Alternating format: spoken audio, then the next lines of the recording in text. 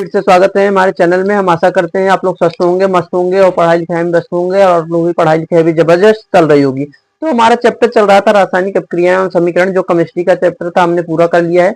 इसके पहले फिजिक्स में हमने विद्युत धारा को कर लिया है, जो सबसे बड़ा चैप्टर होता है। आज हम फिर से हमारा फिजिक्स का बारी है, तो आज हम फिजिक्स का एक बहुत छोटा चैप्टर शुरुआती वाला, जिसका नाम है प्रकाश का परावर्तन, उसको हम देखेंगे। आप एनसीईआरटी की बात करें तो प्रकाश का परावर्तन और जो अपवर्तन है दोनों एक ही चैप्टर में दिया है। हम यहाँ पर आपको अलग अलग पार्ट में पढ़ाएं ताकि आपका जो वीडियो हो ज्यादा बड़ी ना हो, आपको भी पढ़ने में उबन ना आए। ठीक है, तो छोटी छोटी वीडियो में हम पार्ट 1 में प्रकाश का परावर्तन पूरा खत्म कर देंगे। इसमें आपको जो प्रकाश से संबंधित जानकारी है उसको भी हम देंगे। तो चलिए शुरू करते हैं बिना किसी देरी के। हमारे चैप्टर का नाम है प्रकाश का परावर्तन। ठीक है, अब प्रकाश के परावर्तन को जानने से पहले हमको क्या जानना होगा? प्रकाश। सबसे पहले हमें क्या जानना होगा? प्रकाश। आखिर प्रकाश होता क्या है? जब तक हम प्रकाश नहीं जानेंगे तब तक हम प्रकाश का परावर्तन नहीं बता सकते। ठीक है, तो चलिए हम प्रकाश को जानते हैं।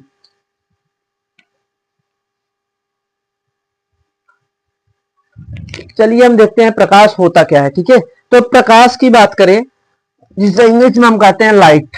ठीक है, क्या कहते हैं? लाइट, प्रकाश। आखिरकार प्रकाश होता क्या है?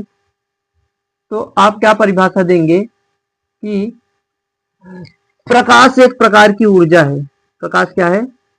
प्रकाश एक प्रकार की ऊर्जा है। प्रकाश एक प्रकार की क्या है? ऊर्जा है,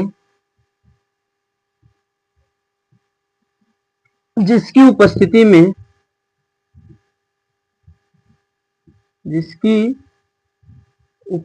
में वस्तुएं हमें दिखाई देती हैं। वस्तुएं हमें दिखाई देती हैं। तो प्रकाश एक प्रकार की ऊर्जा होती है जिसकी उपस्थिति में हमें क्या होती है? वस्तुएं दिखाई देती हैं। या फिर आप ऐसे भी कह सकते हैं जिसकी सहायता से हम वस्तुओं को देखते हैं, उसे क्या कहते हैं? प्रकाश। और प्रकाश जो है एक प्रकार का ऊर्जा का ही स्वरूप है। ठीक है, अगर मान लीजिए आपको कोई भी वस्तु यहाँ पर रखी है, इसको देखना है, तो क्या करते हैं हम जब इस पर टॉर्च मारते हैं, जब इस पे हम क्या करते हैं, मान लीजिए यहाँ से हम टॉर्च यहाँ पर बना दिया और आप यहाँ से टॉर्च मारे, तो जब यहाँ से टॉर्च से प्रकाश की किरणें निकलती हैं तो इस वस्तु पे पड़ती हैं और इस वस्तु से पड़ने के बाद ये किरणें पुनः परावर्तित होकर हमारे आंखों तक जाती हैं।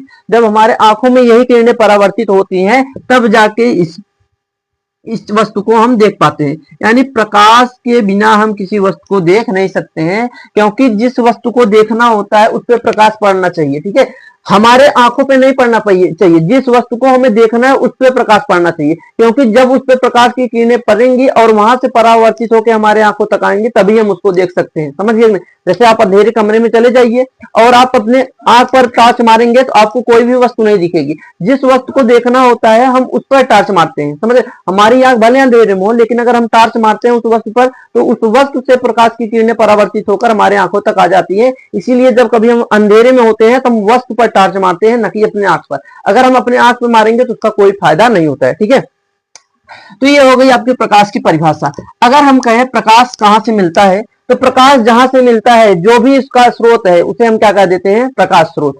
तो प्रकाश हमें जहां जहां से मिलता है उसे हम क्या कह देते हैं? प्रकाश स्रोत। अगर हम बात करें लाइट सोर्स की, प्रकाश स्रोत की, प्रकाश स्रोत, तो प्रकाश स्रोत आप किसे कहेंगे कि जिससे हमें प्रकाश मिलती है, जिन भी यंत्रों से, जिन भी वस्तुओं से हमें प्रकाश मिलती है उसे हम क्या कह देते हैं? प्रकाश स्रोत कह देते हैं। प्रकाश स्रोत अगर हम बात करें तो कितने प्रकार के होते हैं? 2 प्रकार के। हमने कहा प्रकाश स्रोत कितने प्रकार के? 2 प्रकार के। 2 प्रकार के होते हैं। 2 प्रकार के होते हैं। क्या? प्रकाश स्रोत 2 प्रकार के होते हैं। ठीक है, कौन कौन से? अब कहोगे कि अखिल हमें बताओ कहां कहां से प्रकाश मिलता है? सूर्य से प्रकाश मिलता है, चंद्रमा से प्रकाश मिलता है, बल्ब से प्रकाश मिलता है, आपकी चाहे मोमबत्ती हो उससे भी प्रकाश मिलता है। यानी ये सब जो चीजें हैं ये सब क्या है? प्रकाश उत्पन्न करती हैं। ये जो प्रकाश उत्पन्न करती हैं इनसे हमें प्रकाश मिलता है, इन्हें हम क्या कह देते हैं? प्रकाश स्रोत। क्या कह देते हैं? प्रकाश स्रोत। तो प्रकाश जिनसे हमें मिलता है उसे प्रकाश स्रोत कहते हैं। और प्रकाश स्रोत कितने प्रकार के होते हैं? 2। अगर हम बात करें प्रकाश स्रोत की तो प्रकाश स्रोत कितने प्रकार के होते हैं? 2। लाइट सोर्स कितने प्रकार के होते हैं? 2। पहला अगर प्रकार की बात करें तो पहले प्रकार को हम क्या कहते हैं, पहले प्रकार को हम कहते हैं दीप्त प्रकाश स्रोत। क्या कहते हैं? दीप्त प्रकाश स्रोत। और दूसरा जो प्रकार है उसे हम क्या कह देते हैं? अदीप्त प्रकाश स्रोत। क्या कहते हैं? अदीप्त प्रकाश स्रोत। अब ध्यान से सुनना, क्या होता है समझना कि दीप्त प्रकाश स्रोत किसे कहते हैं? अदीप्त प्रकाश तो दोनों से हमें मिलेगा, लेकिन दोनों में अंतर क्या है? क्या अंतर है जिसके कारण इसको हम दीप्त कह रहे हैं और इसको अदीप्त कह रहे हैं? तो जो दीप्त प्रकाश स्रोत होते हैं ये स्वयं प्रकाश उत्पन्न करते हैं। वे प्रकाश स्रोत जो स्वयं प्रकाश उत्पन्न करते हैं उन्हें हम क्या कह देते हैं? दीप्त प्रकाश स्रोत। जैसे कि आपका क्या हो गया? सूर्य, आपका क्या हो गया? वैद्युत बल्ब, आपका मोमबत्ती, ये सब जो चीजें हैं ये खुद से प्रकाश उत्पन्न करती हैं, तो इन्हें हम क्या कह देते हैं? दीप्त प्रकाश स्रोत। इसी का उल्टा अदीप्त प्रकाश स्रोत होता है, ये स्वयं प्रकाश उत्पन्न नहीं करता, ये चोरी का काम करता है और इसके प्रकाश को चुरा के और दिखा देता है कि हमारा है।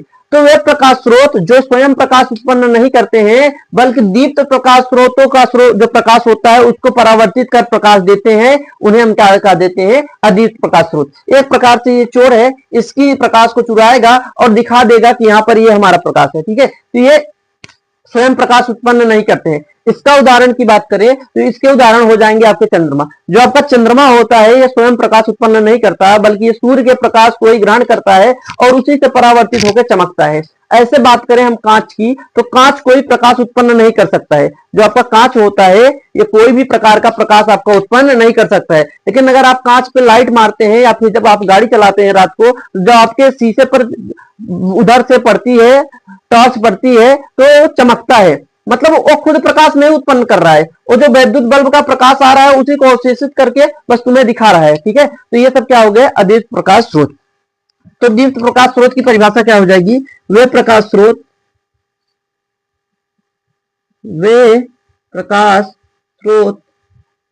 जो स्वयं प्रकाश उत्पन्न करते हैं, जो स्वयं प्रकाश उत्पन्न करते हैं उन्हें दीप्त प्रकाश स्रोत कहते हैं। उन्हें क्या कहते हैं? दीप्त प्रकाश स्रोत कहते हैं। जैसे एग्जाम्पल की बात करें तो आपका सूर्य, बल्ब, वैद्युत बल्ब हो गया, मोमबत्ती, ये सब कैसे हैं? दीप्त प्रकाश स्रोत, क्योंकि ये क्या करते हैं? स्वयं प्रकाश उत्पन्न करते हैं। इसी का उल्टा क्या हो जाएगा? अदीप्त प्रकाश स्रोत। कि वे प्रकाश स्रोत जो स्वयं प्रकाश उत्पन्न नहीं करते हैं, जो स्वयं प्रकाश उत्पन्न नहीं करते हैं, बल्कि वे प्रकाश स्रोत जो स्वयं प्रकाश उत्पन्न नहीं करते हैं बल्कि दीप्त प्रकाश स्रोत के प्रकाश को, दीप्त प्रकाश स्रोत के प्रकाश को परावर्तित कर प्रकाश देते हैं, उसी को परावर्तित करके प्रकाश देते हैं, करके प्रकाश देते हैं, उन्हें अदीप्त प्रकाश स्रोत कहते हैं। उन्हें हम क्या कहते हैं? अदीप्त प्रकाश स्रोत कहते हैं। अदीप्त प्रकाश स्रोत कहते हैं। इसका उदाहरण जैसे हमने ले लिया, सबसे अच्छा उदाहरण चंद्रमा। अगर चंद्रमा में चीजें नहीं समझ में आ रही हैं तो आप याद रखिएगा कि चंद्रमा दीप्त नहीं होता, क्योंकि ये स्वयं प्रकाश उत्पन्न नहीं करता है। ये सूर्य के प्रकाश को चुराता है और उसी को परावर्तित करके दिखा देता है कि हमारा है। चुराया तो इसको, लेकिन दिखा रहा है कि हमारा है, तो ये चोरी का काम करता है। तो इसीलिए क्या हो गया? चंद्रमा आपका अदीप्त प्रकाश स्रोत। अगर हम बात करें और कुछ ऐसा है तो हाँ भैया जरूर है, कांच। कांच आपने देखा होगा कि कांच अगर आप अंधेरे में रख देते हैं तो क्या अपने आप प्रकाश उत्पन्न करता है? क्या वो खुद चमकता है? नहीं चमकता है। लेकिन आप उसी कांच पे अगर टॉर्च मारेंगे तो वो चमकेगा। तो उस क्या करता है, जब आप टॉर्च मारते हैं तो उस टॉर्च से जो प्रकाश निकल रहा है उसको अवशोषित करता है और उसी को फिर परावर्तित करके आपको दिखाता है। तो आपको लगता है कि कांच ही प्रकाश उत्पन्न कर रहा है, जबकि ये सत्य है नहीं है। अगर हम टॉर्च न मारे तो कांच भी चमक नहीं सकता है। तो जो आपका कांच हो गया ये भी क्या हो गया? अदीप्त प्रकाश स्रोत, ये हो गए आपके प्रकाश स्रोत। हमने देख लिया प्रकाश एक प्रकार की ऊर्जा है जिसकी उपस्थिति में वस्तुएं दिखाई देती हैं। अब प्रकाश स्रोत की बात करें तो जिससे हमें प्रकाश मिलता है उसे प्रकाश स्रोत कहते हैं। प्रकाश स्रोत आपके दो प्रकार के होते हैं, दीप्त प्रकाश स्रोत, अदीप्त प्रकाश स्रोत। जो स्वयं प्रकाश उत्पन्न करे दीप्त, जो स्वयं न करे बल्कि दीप्त वाले के चुराव को, जो दीप्त वाले का प्रकाश है उसको चुरा ले और खुद दिखा दे फिर, तो वो क्या हो जाएगा अदीप्त। आपके सूर्य हो गए, बल्ब हो गया, आपका मोमबत्ती हो गई दीप्त प्रकाश स्रोत, लेकिन चंद्रमा और क्या कांच क्या हो जाएंगे अदीप्त प्रकाश स्रोत। यहां तक अगर हो गया तो आप जल्दी से नोट करिए, फिर इस चैप्टर में हम आगे बढ़ते हैं अपना जो हमारे प्रकाश के गुण वाले टॉपिक पर चलते हैं। इसको आप फटाफट नोट करिए, तब तक हम हट जाएंगे। अब हम चलते हैं अगले टॉपिक पे। तो अगला जो हमारा टॉपिक है वो है प्रकाश के गुण। अब आपसे एग्जाम में कह दिया कि बताओ प्रकाश के कोई 5 गुण बता दो हमको, 5 नंबर का दे दिया या 3 नंबर का आ गया, कहेगा प्रकाश का गुण बताइए कोई 5। तो बताइए आप कौन सा प्रकाश का कौन सा गुण लिखना पसंद करेंगे। आपको 5 गुण लिखना है किसका, प्रकाश का, तो कौन सा गुण लिखना पसंद करेंगे, चलिए बताइए। सबसे पहला गुण, सबसे पहला गुण पहले लिख देते हैं फिर आपको समझा देंगे। सबसे पहला गुण आप लिखेंगे कि प्रकाश, प्रकाश स्वयं अदृश्य होता है, स्वयं अदृश्य यानी इनविजिबल, स्वयं अदृश्य होता है,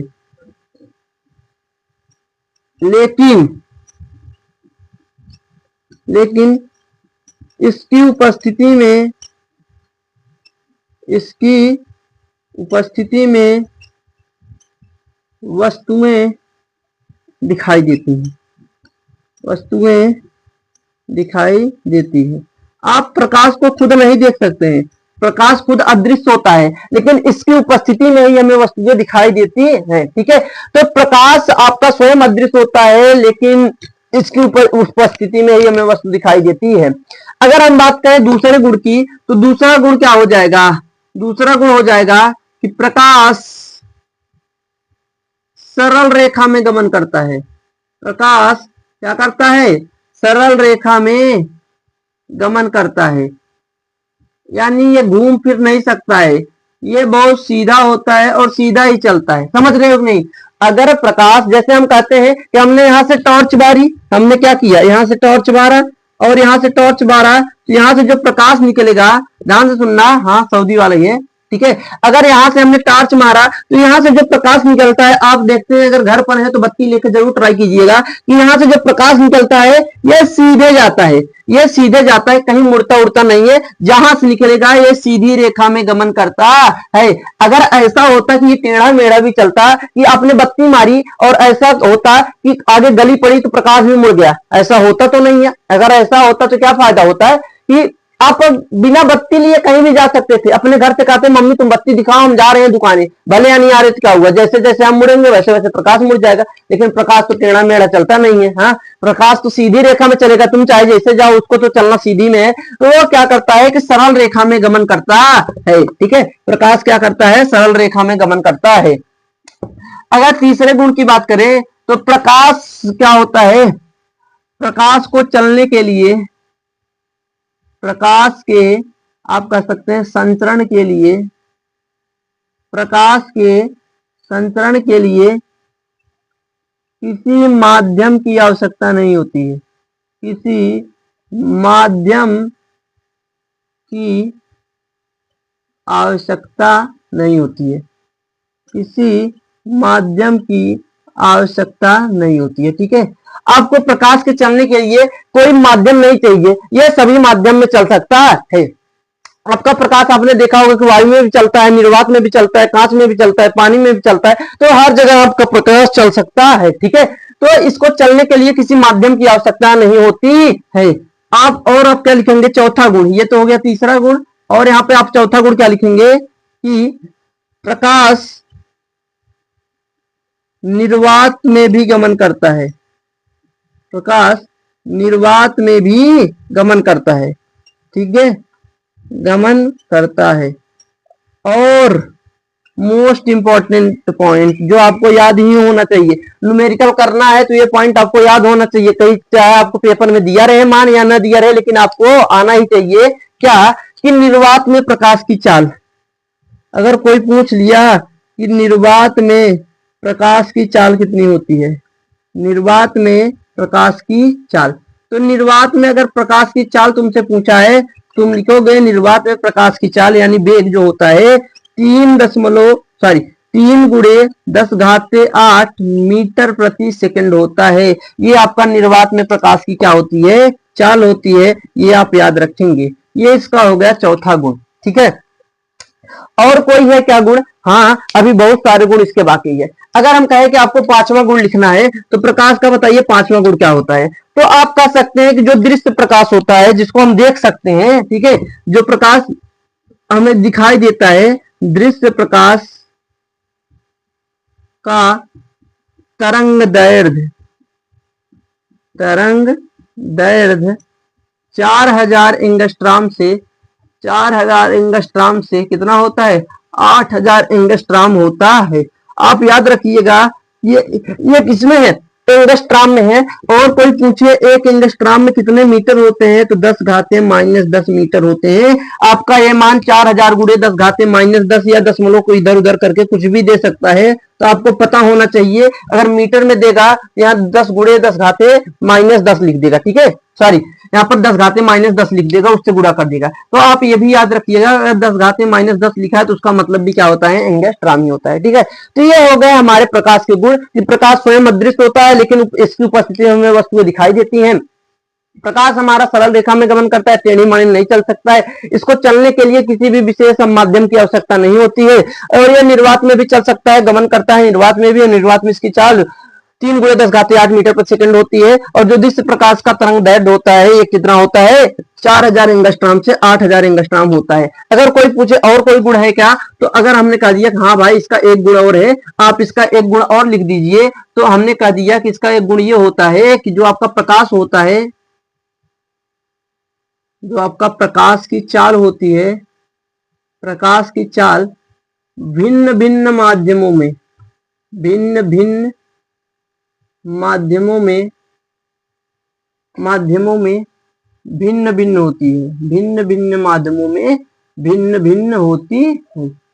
यानी अलग अलग माध्यम होता है तो अलग अलग उसकी चाल भी हो सकती है। यहाँ पर हमने ये जो चाल बताया है, ये आपका क्या होता है, निर्वात में। वायु में इसकी चाल कुछ और होती है।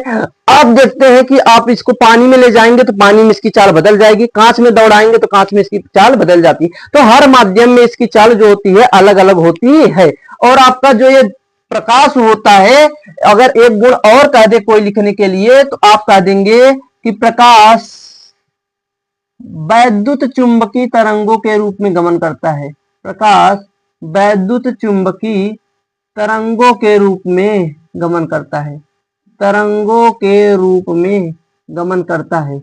आपको इतना सारा पॉइंट याद रखने की कोई जरूरत नहीं है। आपके एग्जाम में 3 गुण या 5 गुण पूछेगा, तो आपको जो छोटा लगे, जो अच्छा लगे, वो 5 गुण इसमें से आप याद कर लीजिएगा। अगर याद सातों रहेगा तो और अच्छी बात है, कोई भी आप लिख देंगे, जिससे आपका टाइम बच जाएगा। जो आपको छोटा लगे वही लिख दीजिएगा। तो ये हो गए हमारे प्रकाश के गुण। आप इसको जल्दी से नोट कर लीजिए। अगर सवाल आया तो, सॉरी, अगर सवाल आया भी तो आपका 3 नंबर या 4 नंबर देके जाएगा। तो आप इसको फट से नोट कर लीजिए। इसके बाद हम अगले टॉपिक पे चलते हैं। अब हम पढ़ते हैं प्रकाशिक माध्यम। अब हम क्या पढ़ते हैं, प्रकाशिक माध्यम।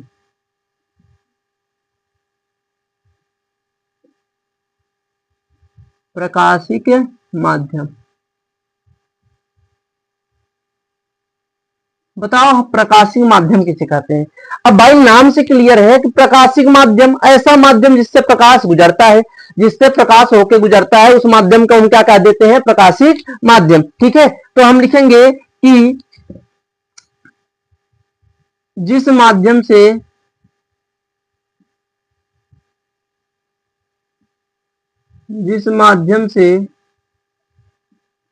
प्रकाश होकर गुजरता है, जिस माध्यम से प्रकाश गुजरता है, उसे प्रकाशिक माध्यम कहते हैं। उसे क्या कहते हैं, प्रकाशिक माध्यम कहते हैं। उसे प्रकाशिक माध्यम कहते हैं। ठीक है, अब पूछेगा कि बताओ प्रकाशिक माध्यम कितने प्रकार के, तो आप लिखोगे प्रकाशिक माध्यम के प्रकार। आप क्या लिखोगे, प्रकाशिक माध्यम के प्रकार। प्रकाशिक माध्यम के प्रकार। प्रकाशिक माध्यम के अगर हम प्रकार की बात करें तो ये 3 प्रकार के होते हैं। आप कहोगे कौन कौन, तो बस उसी पे चल रहे हैं, कौन कौन होते हैं आपको बताएंगे, ठीक है। तो आपका जो पहला प्रकार होता है प्रकाशिक माध्यम का, उसे हम कहते हैं पारदर्शी माध्यम। उसे हम क्या कहते हैं? पारदर्शी माध्यम। पारदर्शी माध्यम, पारदर्शी माध्यम का मतलब है कि जिसके हम आर पार देख सके, ठीक है। जिसके आर पार हम देख सकते हैं उसे हम क्या कहते हैं? पारदर्शी माध्यम। अगर हम बात करें, एक होता है पारभासी माध्यम, दूसरा कौन सा होता है? पारभासी माध्यम, ठीक है। और तीसरे माध्यम की बात करें तो तीसरा माध्यम आपका होता है अपारदर्शी माध्यम। क्या होता है? अपारदर्शी माध्यम, ठीक है।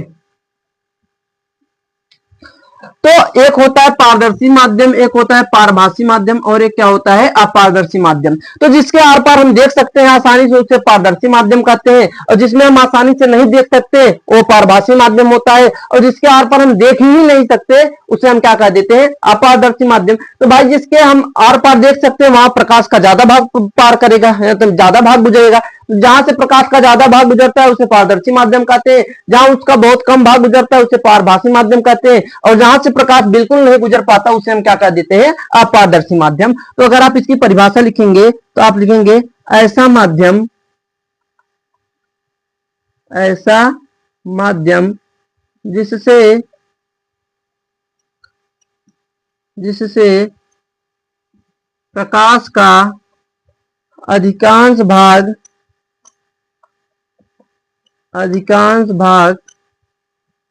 गुजरता है उसे पारदर्शी माध्यम कहते हैं।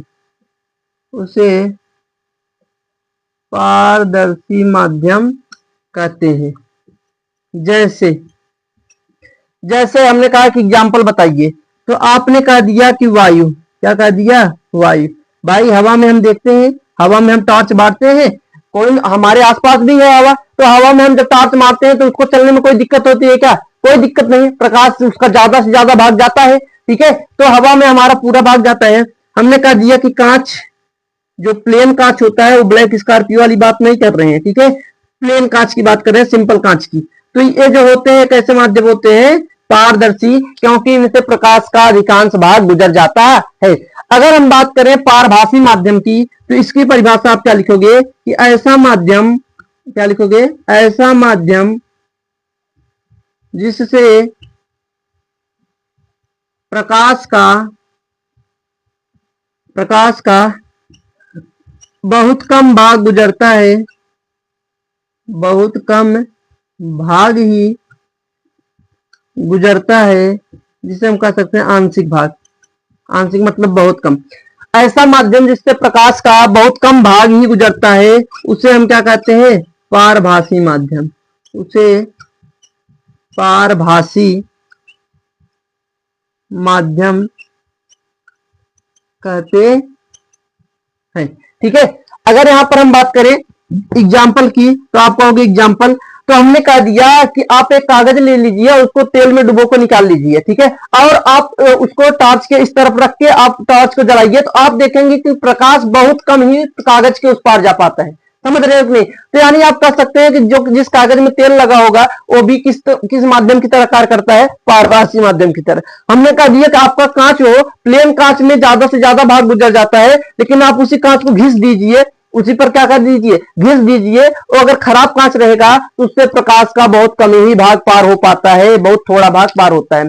हमने कह दिया कि आप गंदा जल ले लीजिए, आप स्वच्छ जल में लेते हैं, जब पानी साफ होता है तो प्रकाश का ज्यादा भाग गुजर पाता है, लेकिन आप वही देखते हैं कि जब हम गंदा पानी ले लेते हैं जिसका कलर काला होता है, उसमें आप देखेंगे प्रकाश का बहुत कम ही भाग पार हो पाता है। तो ये सभी किस माध्यम की तरह कार्य करते हैं? पारभासी माध्यम। तो आप कह सकते हैं तेल लगा हुआ कागज, तेल लगा हुआ कागज।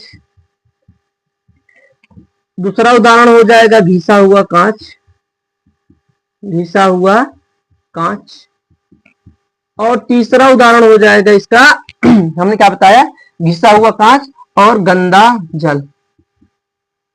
गंदा जल, ये सब किसके उदाहरण है? पारभासी माध्यम के। हमने कहा कि बताओ अपारदर्शी माध्यम किसे कहते हैं, तो आप लिखोगे कि ऐसा माध्यम, आप क्या लिखोगे कि ऐसा माध्यम जिससे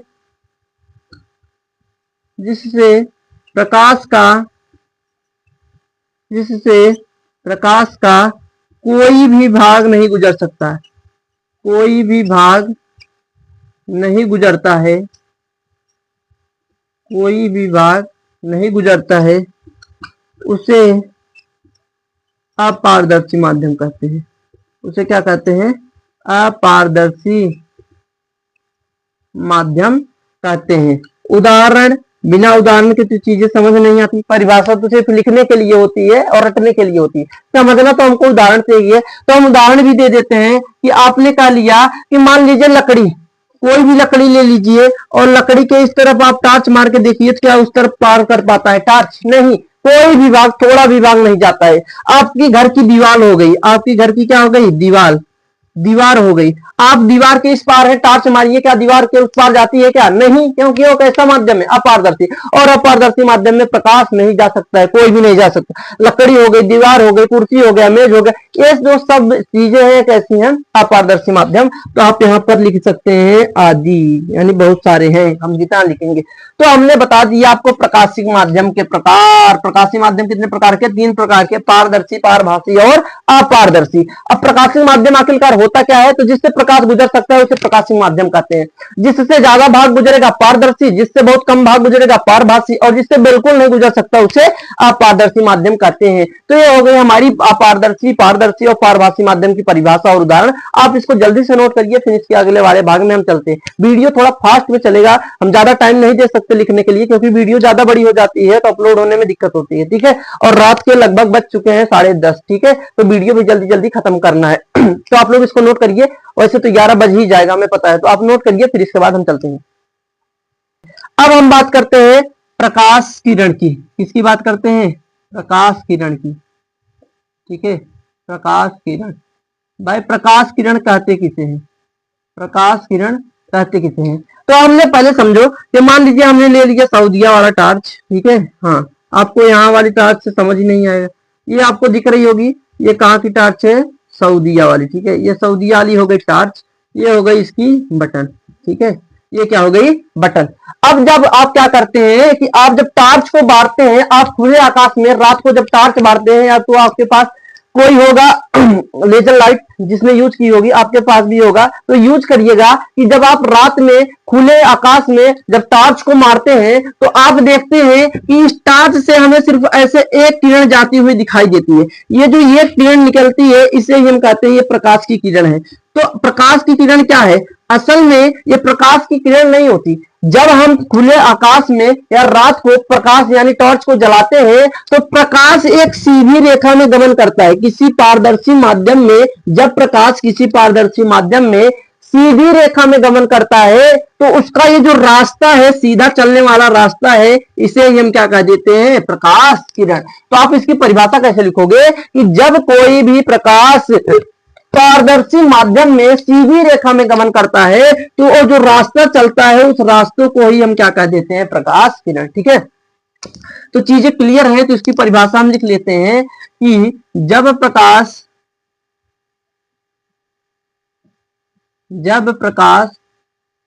किसी पारदर्शी माध्यम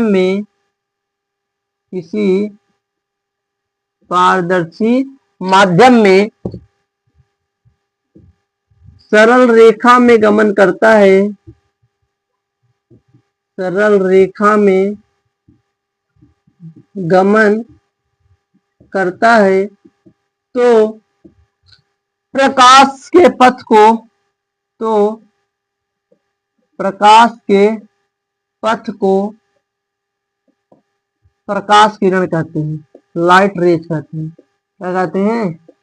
प्रकाश किरण कहते हैं, ठीक है। जब आपका प्रकाश पारदर्शी माध्यम में किसी भी पारदर्शी माध्यम में सरल रेखा में गमन करता है तो उसे हम क्या कह देते हैं? प्रकाश किरण कहते हैं। ठीक है, अब एक बात बताओ, जब आप टॉर्च मारते हो तो क्या एक किरण निकलती है? क्या आपकी लेजर होती है तो उससे समझ में आता है कि हाँ एक ही किरण निकल रही है, लेकिन आप जब प्रकाश मानते हो तो उसकी कई सारी किरणें सभी दिशाओं में फैल जाती है ना, इधर कुछ किरणें इधर जाती है, कुछ इधर जाती है, कुछ सीधे जाती है। तो जो किरण सीधे जाती है तो हमें दिख जाती है, लेकिन जो किरणें आसपास फैल जाती है वो हमें नहीं दिखती है। तो आप जब प्रकाश को मारते हैं यानी प्रकाश जलाते हैं, उत्पन्न करते हैं, टॉर्च को जलाते हैं तो बहुत सारी किरणें निकलती हैं। मान लीजिए प्रकाश की एक किरण ये किरण ये किरण ये, बहुत सारी ऐसे अनंत किरणें निकल गई। तो ये जो किरणों का समूह है, इन सभी किरणों को हम मिला के क्या कहते हैं? तो इन सभी किरणों को हम मिला के कह देते हैं प्रकाश पुंज। क्या कह देते हैं? प्रकाश पुंज। यानी प्रकाश किरणों का जो समूह होता है उसे हम क्या कहते हैं? प्रकाश पुंज। तो अगली हेडिंग हमारी यही है, प्रकाश पुंज किसे कहते हैं।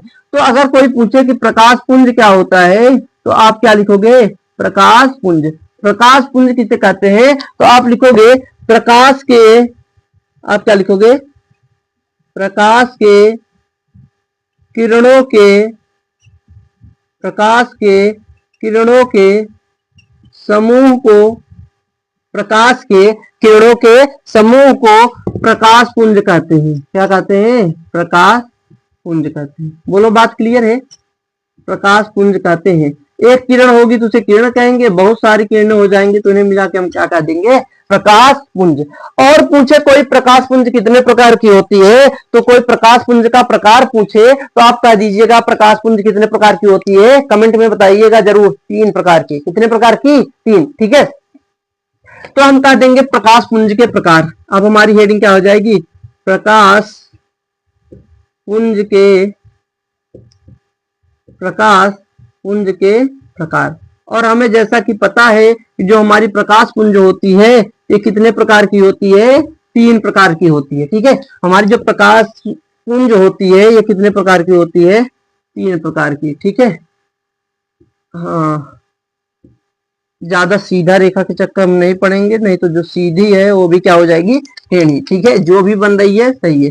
तो पहले प्रकाश पुंज की बात करें जिसे हम कहते हैं अभिसारी प्रकाश पुंज। जिसे हम क्या कहते हैं? अभिसारी प्रकाश पुंज। क्या कहते हैं? अभिसारी प्रकाश पुंज। अभिसारी प्रकाश पुंज। दूसरे को हम कहते हैं अपसारी प्रकाश पुंज। क्या कहते हैं? अपसारी प्रकाश पुंज। और तीसरे की बात करें तो हम कहते हैं समांतर प्रकाश पुंज। क्या कहते हैं? समांतर। तो हमने कहा कि प्रकाश पुंज कितने प्रकार के होते हैं? 3 प्रकार के। एक अभिसारी, अपसारी और समांतर, ये 3 प्रकार के आपके प्रकाश पुंज होते हैं। ठीक है, अगर हमने कहा दिया कि बताओ अभिसारी प्रकाश पुंज किसे कहते हैं, तो आप कहोगे कि जब प्रकाश की सभी किरणें, जब प्रकाश की सभी किरणें एक ही बिंदु पर मिलती हैं, एक ही बिंदु पर मिलती हैं, जब प्रकाश की सभी किरणें एक ही बिंदु पर मिलती हैं तो उसे अभिसारी प्रकाश पुंज कहते हैं। क्या कहते हैं? अभिसारी प्रकाश पुंज कहते हैं। उसे अभिसारी प्रकाश पुंज कहते हैं। ठीक है, आप लोग थोड़ा राइटिंग मैनेज कीजिएगा, समझ में तो आ ही रहा होगा। तो हमने कहा कि जब प्रकाश की सभी किरणें एक ही बिंदु पर मिलती हैं तो उसे हम क्या कहते हैं? अभिसारी प्रकाश पुंज। जैसे हमने कह दिया कि मान लीजिए आपका कोई बिंदु है, ये आपका क्या है? कोई बिंदु है। तो यहां से मान लीजिए एक किरण आई, इस बिंदु पे मिली, और यहां से एक किरण आई, इस बिंदु पे मिली, इधर से एक किरण और आई, इस बिंदु पे मिली, इधर से एक किरण और आई, इसी बिंदु पे मिल रही। तो आप देख रहे हैं जब प्रकाश की समस्त किरणें यानी जितने भी किरणें आ रही हैं और वो एक ही बिंदु पर मिल रही हो, तो इस प्रकार की जो किरणों का समूह होता है उसे हम क्या कहते हैं? अभिसारी प्रकाश पुंज। इसका विपरीत आपका हो जाएगा अपसारी। इसमें क्या लिखोगे कि जब प्रकाश की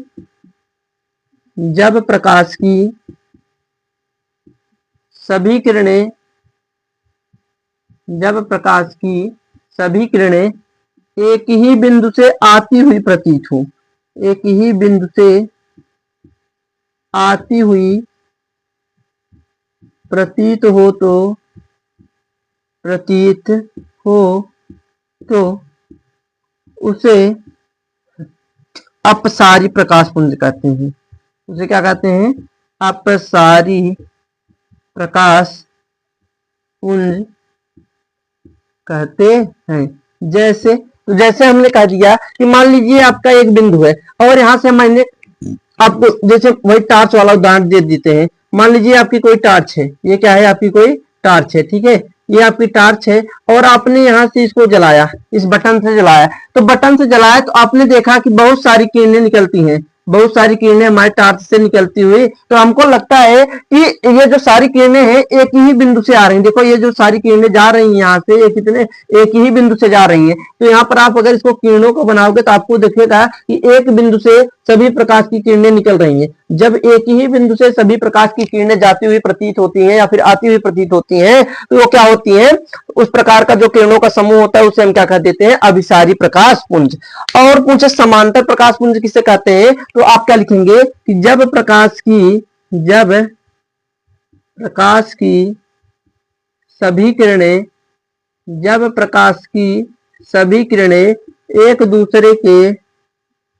एक दूसरे के समानांतर चलती हैं तो इस प्रकार के किरणों के समूह को क्या कहते हैं? समांतर प्रकाश पुंज कहते हैं। क्या कहते हैं? समांतर प्रकाश पुंज कहते हैं। समांतर क्या होता है कि ऐसी दो रेखाएं जो एक दूसरे को कभी भी विभाजित नहीं करती हैं, यानी प्रतिच्छेद नहीं करती हैं, काटती नहीं है। तो मान लीजिए आपकी एक प्रकाश किरण ऐसे चल रही है, दूसरी प्रकाश की किरण इसके समांतर चल रही है, तीसरी प्रकाश की किरण इसके समांतर चल रही है। तो इस प्रकार को जो किरणों का समूह हो जाएगा उसे हम क्या कह देंगे? समांतर प्रकाश पुंज कहते हैं। तो ये हो गई आपके प्रकाश पुंज की खेला। प्रकाश पुंज और प्रकाश किरण, प्रकाश पुंज के प्रकार, ये तीनों टॉपिक हमने एक ही बार में पूरा कवर कर लिया है। अब हमारा टॉपिक शुरू होता है प्रकाश का परावर्तन, जस्ट इसके बाद से। तो आप इसको फट से नोट करिए, इसके बाद हम शुरू करते हैं अपना टॉपिक, ठीक है। तब तक आप लोग लिखिए, तब तक हम देख लेते हैं वीडियो क्लियर है कि नहीं। अब हमारा जो चैप्टर का नाम है वो टॉपिक आ गया हमारा प्रकाश का परावर्तन। क्या आ गया?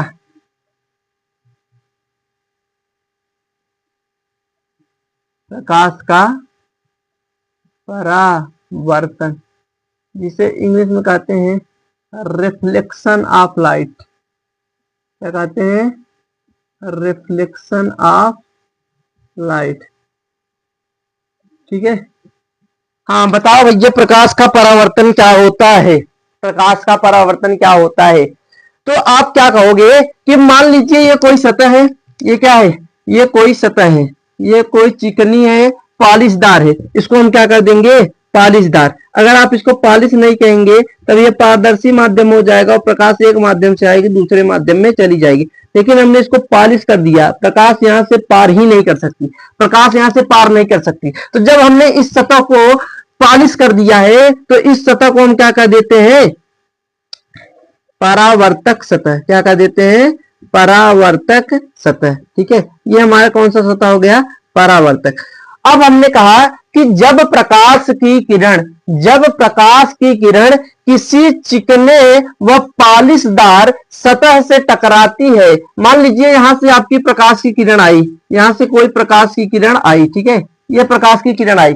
प्रकाश की किरण जब किसी चिकने व पॉलिशदार सतह से टकराती है तो टकराकर प्रकाश का अधिकांश भाग उसी माध्यम में वापस लौट जाता है। तो ये जो टकराकर उसी माध्यम में वापस लौटने की ये जो घटना है उसे हम क्या कह देते हैं? प्रकाश का परावर्तन। तो जब प्रकाश किसी चिकने व पॉलिशदार सतह से टकराती है तो वह उसी माध्यम में वापस लौट जाती है। इसी घटना को हम क्या कहते हैं? प्रकाश का परावर्तन, ठीक है। तो अगर आप इसकी परिभाषा लिखना चाहे तो आप परिभाषा क्या लिखेंगे कि जब प्रकाश की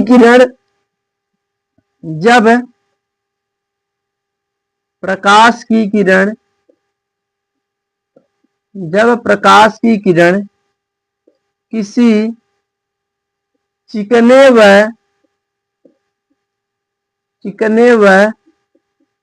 पालिशदार सतह से टकराती है, पालिशदार सतह से टकराती है, तो उसका अधिकांश भाग, उसका अधिकांश भाग प्रकाश का जो होता है उसका अधिकांश भाग उसी माध्यम में वापस लौट जाता है, जिस माध्यम से वो आती है उसी माध्यम में वापस लौट जाता है, उसी माध्यम में वापस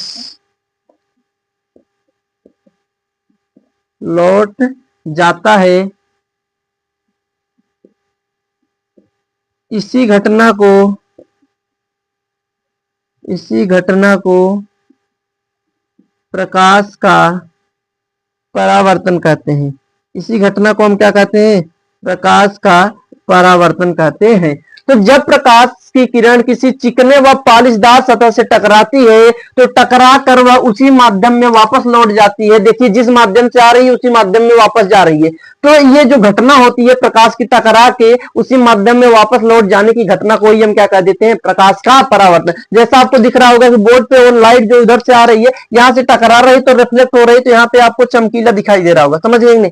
वैसे आप जब धूप में किसी जिस दर्पण में आप देखते हैं, रोज जिस दर्पण को देखते हैं, जिस शीशे को आप देखते हैं, उस शीशे को क्या करते हैं? जब हम धूप में ऐसे चमकाते हैं तो प्रकाश की किरण जो सूर्य से आ रही है हमारे दर्पण से टकराती है, और जो दर्पण होता है वो पीछे से पॉलिश किया होता है, तो वो जो होती है प्रकाश की किरण जो आती है वह उसी माध्यम में वापस लौट जाती है। तो हम उसको क्या करते हैं? ऐसे चमकाते हैं दर्पण को। ठीक है, अभी लेजर लाइट है नहीं तो इसका हम क्या करवा देते, प्रैक्टिकल भी आपको करके दिखा देते। इसका प्रैक्टिकल जस्ट 1-2 दिन बाद आ जाएगा। तो आप लोग पहले इसको समझिए कि जब प्रकाश की किरण किसी चिकने व पालिशदार सतह से टकराती है तो टकराने के पश्चात वह जिस माध्यम से आती है उसी माध्यम में वापस लौट जाती है। प्रकाश की इसी परिघटना को हम क्या कहते हैं? प्रकाश का परावर्तन कहते हैं। ठीक है, अगर ये परिभाषा लिख रहे हो तो परिभाषा को हम करेंगे इरेज, क्योंकि यहाँ पर हमको कुछ चीजें समझानी है। ठीक है, यहाँ पर मुझे क्या करनी है? कुछ चीजें समझानी है, तो जगह कम पड़ जाएगी, इसीलिए अब हम इसको क्या कर देंगे? इरेज। ठीक है, तो ये हो गए हमारी प्रकाश का परावर्तन। अभी चित्र हम ऐसे रहने देंगे क्योंकि अब परिभाषा हमने लिख लिया है। अब हम बताएंगे चित्र से संबंधित कुछ चीजें। ठीक है, ये हो गया आपका परावर्तक पृष्ठ। ठीक है, यहां जो प्रकाश की किरण आती है, जो दर्पण की तरफ आती है, जो परावर्तक सतह से टकराती है, इसे हम क्या कहते हैं? आपतित किरण। क्या कहते हैं भैया? आपतित किरण, आपतित किरण। ठीक है, उसके बाद यहां जो टकरा के और टकराने के बाद वापस लौटती है, परावर्तित होती है, उसे हम कहते हैं परावर्तित किरण। उसे हम क्या कहते हैं? परावर्तित किरण। इतनी बात क्लियर है? ये जिस बिंदु पे टकराती है, आपतित किरण, आने वाली किरण जिस बिंदु पे टकराती है परावर्तक पृष्ठ के, उस बिंदु को हम कहते हैं आपतन बिंदु। उस बिंदु को हम क्या कहते हैं? आपतन बिंदु। आपतन बिंदु। ठीक है, ये क्या हो गया? आपतन बिंदु। इस आपतन बिंदु के पृष्ठ पर अगर लंबवत हम रेखा खींचे तो ये जो लंब खींचा जाता है, इस लंब को हम क्या कहते हैं? अभिलंब। क्या कहते हैं? अभिलंब। इसको हम क्या कहते हैं भैया? अभिलंब। और इसको दिखाते हैं एन से, यानी नॉर्मल कहते हैं। ठीक है, ये हो गया। ये आपका परावर्तक सतह है ही। अगर हम बात करें आपतित किरण और अभिलंब के बीच बनने वाले कोण को हम आई से प्रदर्शित करते हैं, और इसका पूरा नाम कहे तो ये होता है आपतन कोण। क्या होता है? आपतन कोण। तो आपतित किरण और अभिलंब के बीच बना कोण क्या होता है? आपतन कोण। और अगर बात करें यहां पर अभिलंब और परावर्तित किरण के बीच जो कोण बनता है उसे हम प्रदर्शित करते हैं आर से, रिफ्लेक्टेड एंगल जिसे कहते हैं, और हिंदी में कहते हैं परावर्तन कोण। क्या कहते हैं? परावर्तन कोण। ठीक है, क्या हो गए? परावर्तन कोण। तो जब प्रकाश की किरण आती है टकराकर उसी माध्यम में वापस लौट जाती है, इसी घटना को हम क्या कहते हैं, प्रकाश का परावर्तन। और प्रकाश के परावर्तन में जो किरण आती है, आपतित किरण जो टकरा के वापस लौट जाती है, उसे परावर्तित किरण। जिस बिंदु पे टकराती है आपतन बिंदु कहते हैं। और अविलंब तथा आपतित किरण के बीच बना कोण आपतन कोण कहलाता है, और अविलंब तथा परावर्तित किरण के बीच बना कोण आर कहलाता है, यानी आप परावर्तन कोण कहलाता है। अगर हम एक एक की परिभाषा की बात करें तो आप क्या लिखेंगे, आपतित किरण किसे कहते हैं, तो लिख देंगे कि परावर्तक सतह से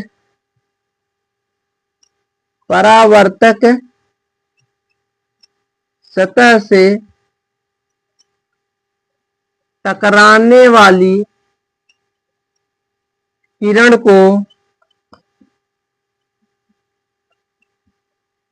आपतित किरण कहते हैं। क्या कहते हैं, आपतित किरण कहते हैं। ये जो आके टकरा रही है इससे, इसे हम क्या कहते हैं, आपतित किरण कहते हैं। आप कहेंगे कि परावर्तित किरण किसे कहते हैं, तो आप लिखेंगे कि परावर्तक सतह से टकराकर परावर्तक सतह से टकराकर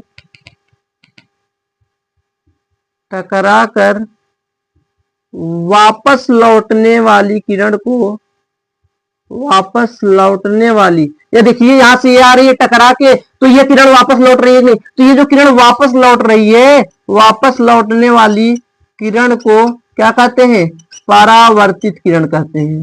क्या कहते हैं, परावर्तित किरण कहते हैं। ठीक है, परावर्तित किरण कहते हैं। ये हो गई परावर्तित किरण की परिभाषा। अगर कोई पूछ ले कि बताओ परावर्तक सतह किससे कहते हैं, तो आप लिखोगे वह सतह जिससे प्रकाश टकराकर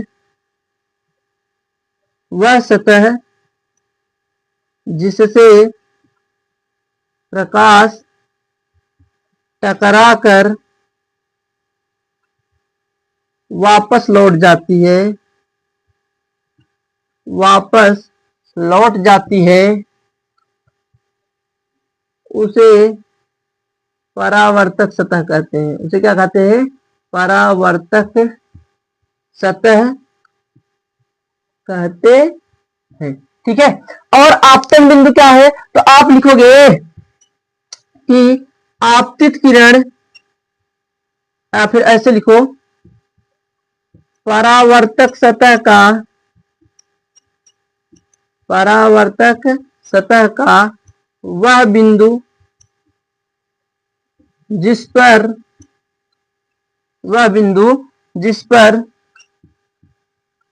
आपतित किरण आकर टकराती है उसे आपतन बिंदु कहते हैं। उसे क्या कहते हैं, आपतन बिंदु कहते हैं। तो आपकी आपतित किरण आई और जिस बिंदु पे टकराई, इसी बिंदु को हम क्या कह देते हैं, आपतन बिंदु कह देते हैं। अगर बात करें, कोई पूछ ले कि बताओ आपतन कोण क्या होता है, अगर कोई आपतन कोण की परिभाषा पूछ ले तो आप क्या लिखोगे, आपतन कोण की परिभाषा क्या हो जाएगी कि अविलंब तथा फिर आपतित किरण तथा अविलंब के बीच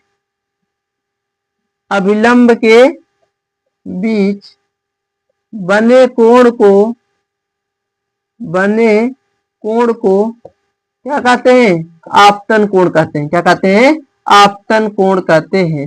बस आपको चित्र को देखना है, बाकी लिखते चले जाना है। आपतन कोण कहते हैं, और इसे किससे प्रदर्शित करते हैं, आई से।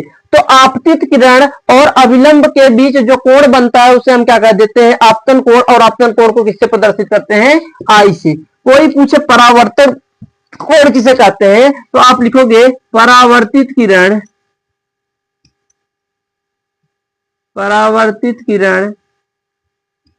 तथा अविलंब के बीच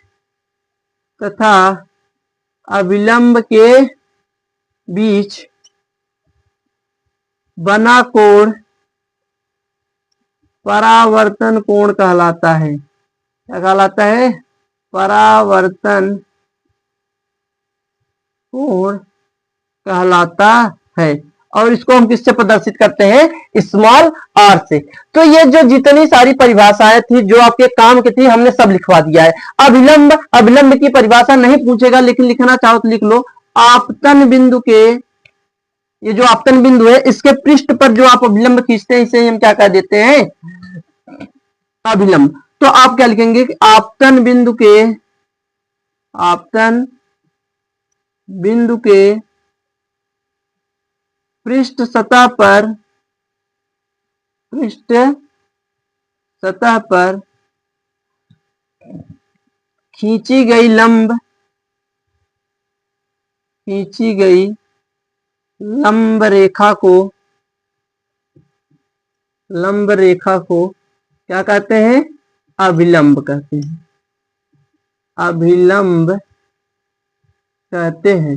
भाई ये आपका आपतन बिंदु है, आप देखिए इस पे 90 डिग्री से ही तो अभिलंब खींच रहे हैं, तो ये एक प्रकार से परावर्तक पृष्ठ पे क्या है? अभिलंब भी है, सही लंब भी है। तो पूछ ले कि अभिलंब क्या परावर्तक सतह पर लंब होती है, तो आप कह दीजिएगा हाँ बिल्कुल होती है, क्योंकि अभिलंब और परावर्तक सतह के बीच कितना कोण होता है? 90 डिग्री का। ठीक है, तो अगर ये चीजें क्लियर है, प्रकाश के परावर्तन से रिलेटेड चीजें क्लियर है, आपका जो चित्र था हमने पूरा बनवा दिया है और ये एक एक डिफिनेशन भी सब पूरा कर दिया है। आप इसको ऐसे ही लिखिएगा ताकि कॉपी में आपको रिवीजन करने में देरी न लगे, 5 मिनट में आपका पूरा हर एक परिभाषा रिवाइज हो जाए। तो आप इसको फट से नोट करिए, इसके बाद हम आगे चलते हैं प्रकाश के परावर्तन के प्रकार पर। ठीक है, इसको आप फट से नोट कर लीजिए। चलिए अब हम देखते हैं प्रकाश के परावर्तन का प्रकार। अब हम क्या देखते हैं? परावर्तन के प्रकार। अब हम देखते हैं परावर्तन के प्रकार। ठीक है, और हमें पता है कि जो परावर्तन होता है वो कितने प्रकार का होता है? 2 प्रकार का। कितने प्रकार का होता है? 2 प्रकार का। कौन कौन से? ध्यान से सुनना। एक आपका होता है नियमित परावर्तन। कौन सा? नियमित परावर्तन। और एक क्या होता है? अनियमित परावर्तन। अनियमित परावर्तन या अनियमित परावर्तन को ही क्या कहते हैं? विसरित परावर्तन। क्या कहते हैं? विसरित परावर्तन। तो अनियमित परावर्तन और नियमित परावर्तन क्या होते हैं? ये दोनों परावर्तन के प्रकार होते हैं। इन दोनों में क्या अंतर है तो हम आपको चित्र के माध्यम से पहले समझा देते हैं, उसके बाद इसकी परिभाषा लिख देंगे। ठीक है, या फिर पहले परिभाषा लिख लेते हैं फिर आपको चित्र के माध्यम से समझा देते हैं। ठीक है, तो आप क्या लिखोगे कि जब प्रकाश का परावर्तन, क्या लिखोगे? जब प्रकाश का परावर्तन, जब प्रकाश का परावर्तन किसी चिकने, किसी पॉलिशदार, किसी पॉलिशदार चिकने सतह से होता है, चिकने सतह से होता है, चिकने सतह से होता है, तो जब प्रकाश का परावर्तन किसी पॉलिशदार चिकने सतह से होता है तो परावर्तन के पश्चात, परावर्तन के बाद प्रकाश की किरणें, प्रकाश की किरणें एक दूसरे के समानांतर हो जाती हैं, एक दूसरे के समांतर हो जाती हैं, एक दूसरे के समांतर हो जाती हैं। इस प्रकार के परावर्तन को, इस प्रकार के परावर्तन को नियमित परावर्तन कहते हैं। इस प्रकार के परावर्तन को क्या कहते हैं? नियमित परावर्तन कहते हैं, नियमित परावर्तन कहते हैं। ठीक है, हमने कह दिया कि ये आपका कोई चिकना और पॉलिशदार सतह है। ये क्या है? कोई चिकना व पॉलिशदार सतह है। इसको हम पॉलिश भी कर देते हैं, तो ये आपका कोई चिकना व पॉलिशदार परावर्तक सतह हो गया। आपने देखा कि प्रकाश की किरणें इस पे आ रही है, ठीक है। हमने कह दिया कि मान लीजिए ये प्रकाश की किरण आई, ये प्रकाश की किरण आई, ये प्रकाश की किरण आई, ये प्रकाश की किरण आई। प्रकाश की किरणें आ रही हैं और प्रकाश की किरणें यहां पर परावर्तन के पश्चात आप देखते हैं कि एक दूसरे के समानांतर हो जाती हैं। जिस रूप में आती हैं उसी समानांतर रूप में चलती हैं। देख रहे हो, कहीं काट रही है क्या? एक दूसरे के समानांतर चल रही है। न तो आपतित किरण एक दूसरे को कहीं काट रही है, न तो परावर्तित किरण एक दूसरे को कहीं काट रही है। तो ये जो किरणें आने वाली है इन्हें हम क्या कह देते हैं? आपतित किरण। क्या कह देते हैं? आपतित किरण। और जो किरणें टकरा के वापस जा रही है इन सभी किरणों को हम क्या कह देते हैं? परावर्तित किरण। क्या कह देते हैं? परावर्तित किरण। ठीक है। आप यहां पर देखिए कि टकराने के बाद सभी प्रकाश की किरणें जब पॉलिशदार चिकने सतह से टकराती हैं तो एक दूसरे के समानांतर हो जाती है और इस प्रकार का परावर्तन क्या कहलाता है? नियमित परावर्तन कहलाता है। ये जिस बिंदु पे टकराई होंगी आपतन बिंदु होगा, बीच में अभिलंब होता है, ये आपका परावर्तक सतह है। ये क्या है? परावर्तक सतह है। ठीक है। तो ये आपका हो गया नियमित परावर्तन। अगर हम कहें कि बताओ अनियमित परावर्तन क्या होता है या विसरित परावर्तन किसे कहते हैं, तो विसरित परिवर्तन हम उसे कहते हैं कि जब प्रकाश की किरणें चिकने सतह से नहीं, पॉलिशदार तो होता है लेकिन खुरदुरे सतह से टकराती हैं तो परावर्तन के पश्चात ये एक दूसरे के समानांतर न होकर सभी दिशाओं में फैल जाती हैं और इस प्रकार के परावर्तन को हम अनियमित या विसरित परावर्तन कहते हैं। तो आप क्या लिखोगे कि जब प्रकाश का परावर्तन पॉलिशदार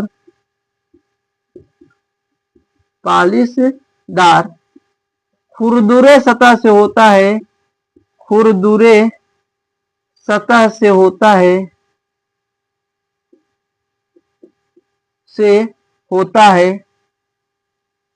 तो प्रकाश किरणें परावर्तन के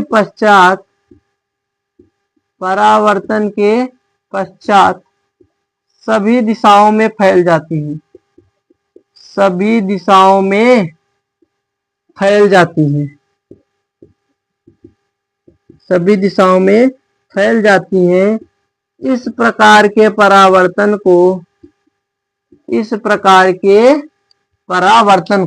जब सभी दिशाओं में फैल जाएंगे तो इस प्रकार के परावर्तन को क्या कहते हैं? अनियमित या विसरित परावर्तन कहते हैं। बोलो, यहां तक क्लियर है? अनियमित या विसरित परावर्तन कहते हैं। अगर हम बात करें तो मान लीजिए आपकी कोई चिकनी सतह है, चिकनी नहीं है, पॉलिशदार है लेकिन खुरदुरी है। मान लीजिए हमने इस सतह को खुरदुरी बनाया, ठीक है। ये खुरदुरी सतह है, आपको दिख रहा होगा, लेकिन हमने इसको पॉलिश कर दिया है तो ये इसका परावर्तक सतह है। ठीक है। ये क्या है? इसका नीचे वाला क्या है? इसका परावर्तक सतह है। अब बताओ परावर्तक सतह कैसा है? आपने इस कंडीशन में देखा तो परावर्तक सतह एकदम चिकना था, लेकिन यहाँ पर क्या है? खुरदुरा है। तो यहां से जब प्रकाश की किरणें आपतित होंगी इस पे, इससे टकराएंगी, जब प्रकाश की किरणें इससे टकराएंगी तो एक दूसरे के समांतर न होकर सभी अपने विभिन्न दिशाओं में यानी सभी दिशाओं में फैल जाएंगी। तो आप यहाँ देखेंगे कि बताओ क्या एक दूसरे के सभी, यहाँ पर देखो सभी दिशाओं में प्रकाश की किरणें परावर्तन के पश्चात फैल जाती हैं और ये जो आने वाली किरण है इसे हम क्या कह देते हैं? आपतित किरण। और यहाँ से टकरा के जाने वाली किरण को हम क्या कह देते हैं? परावर्तित किरण। तो ये आपकी है आपतित किरण और यहाँ पे ये जो टकरा के जा रही है इसे क्या कहते हैं? परावर्तित किरण। तो एक बात बताओ कि यहाँ पर किरणें समांतर हो रही है क्या? नहीं, क्योंकि जो सतह है जिस सतह से टकरा रही है खुरदुरा है, तो टकराने के बाद ये क्या हो जाती है?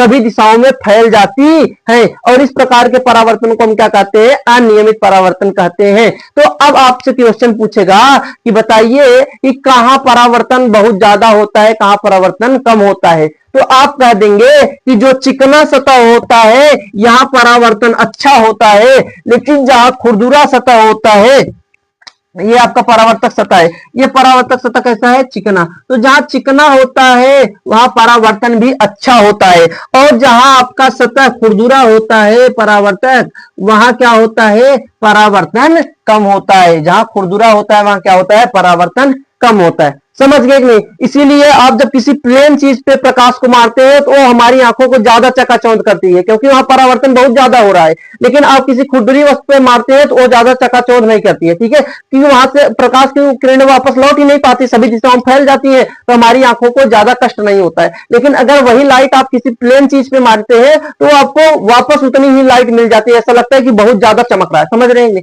तो जो नियमित परावर्तन होता है ये ज्यादा होता है और अनियमित परावर्तन कम होता है, क्योंकि यहाँ सतह खुरदुरा होता है तो दिशाओं में, सभी दिशाओं में परावर्तित किरणें फैल जाती हैं, ठीक है। तो ये परावर्तन के प्रकार हो गए, आपका परावर्तन हो गया, ठीक है। आप इसको नोट करिए। इसके आगे के जो टॉपिक बचे हैं उसको भी, एक दो छोटे छोटे टॉपिक हैं उसको भी हम जल्दी से कवर करते हैं और अपने चैप्टर को पूरा करके सो जाते हैं। देखिए लाइन कट गई थी, फिर लाइन आई, तो फिर हम वीडियो बना रहे हैं। लगभग 11 बजने वाले, 11:30 बज गए हैं, ठीक है।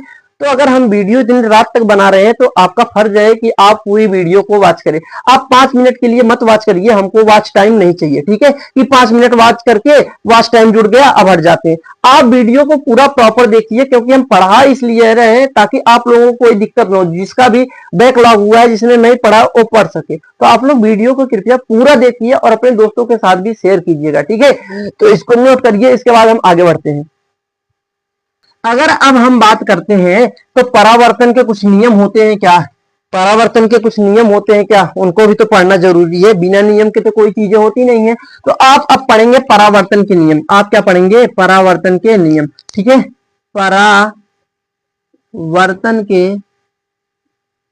परावर्तन के नियम, ठीक है। अब हम क्या पढ़ेंगे? परावर्तन के नियम। इसमें इंक खत्म हो गया है, तब तक हम इंक भर लेते हैं, ठीक है। इंक भर लेते हैं।